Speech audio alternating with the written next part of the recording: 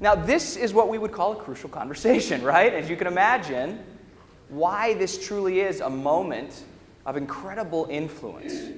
And how she handles this will have a dramatic effect on all the things you talked about, from the relationship to the project to maybe even the organization itself. I mean, this is something I notice more and more. It's usually not just one person that behaves badly or struggles with crucial conversations in an organization. It's often cultural.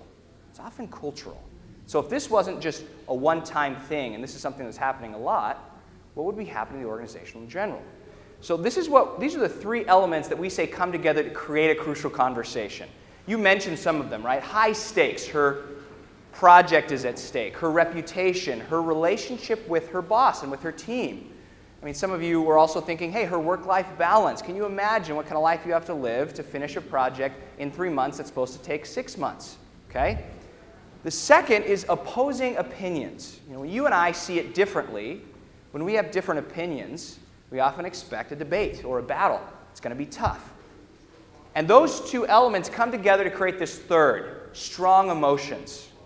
Now, I don't know about you, but I find that those are often the more problematic parts of crucial conversations, the strong emotions.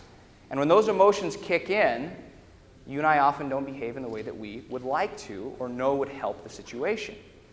So we studied this and we watched to say, how are people and organizations characteristically stepping up to these moments?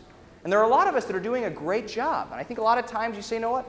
I handled that conversation pretty well. And yet there are times when it really matters and we do our worst. And the question is, are there folks out there, are there people out there that are stepping up to it and being effective when the rest of us are still struggling?